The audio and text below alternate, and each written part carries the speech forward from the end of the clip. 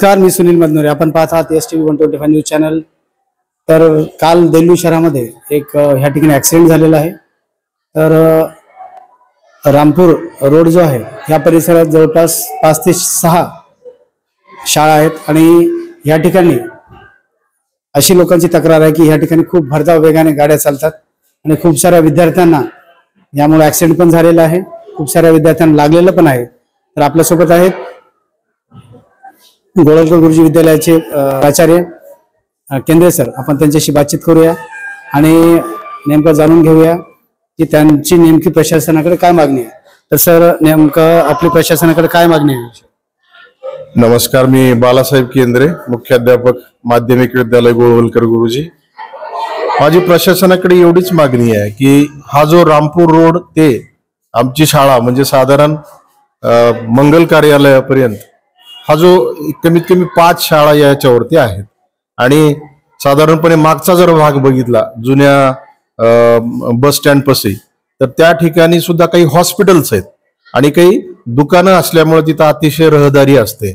या भागामध्ये काही मुलं, कॉलेजची मुलं असतील किंवा बाहेर फिरणारी मुलं असतात, हे अतिशय भरधाव वेगानं गाड्या पळवतात. त्यांची स्पीड एवढी असते की आमचे मुलं ज्या वेळेला साधारणपणे 4 वाजता शाळा सुटते, शाळा सुटल्यानंतर ही मुलं ज्या वेळेला घरी जातात त्यावेळेला या मुलांचा खूप त्रास होतो. ऑटोवाले किंवा मोटरसायकलवाले हे अतिशय वेगानं गाड्या पळवतात आणि भीती वाटते आम्हा सगळ्यांना की आमच्या विद्यार्थ्यांना काही त्रास होईल का. कालची जी घटना आहे अतिशय निंदनीय आहे आणि अशा प्रकारे जर गाड्या शहरामध्ये जर चालवत असतील तर मला वाटतंय ही पब्लिकसाठी किंवा जनरल साध्या माणसांसाठी किंवा पादचाऱ्यांसाठी ही अतिशय वाईट गोष्ट आहे. मला प्रशासनासाठी किंवा पोलीस निरीक्षक, माननीय पोलीस निरीक्षक साहेब यांना विनंती करायची या माध्यमातून की या भागामध्ये रामपूर रोडवर साधारणपणे एक सकाळी 9 ते साधारण 11 वाजेपर्यंत आणि संध्याकाळी साधारणपणे 3:30 ते 4:30 पावणे 5 पर्यंत असं थोडस जर या ठिकाणी या भागामध्ये गस्त स्वरूपामध्ये काही पोलीस पाठवले तर मला वाटतंय हे जे बाहेर फिरणारी जी मंडळी आहे याच्यावर चाप बसेल आणि आपल्याला याच्यातून काही सुटका करता येईल. मला वाटतं काही बॅरिगेटिंग किंवा अजून काही अन्य उपाययोजना जर झाल्या तर निश्चित ह्या ठिकाणी त्या गोष्टीला आळा बसेल. तर आपली नेमकी प्रशासनाला अजून कुठली मागणी आपण कराल? या ठिकाणी जी वाहनं येतात, जी वाहनांसाठी बॅरिगेट, आता तुम्ही म्हणल्यासारखं बॅरिगेटिंग जर केलं तर त्याच्यामध्ये थोडस अजून एक कमतरता येईल, म्हणजे कमी होईल.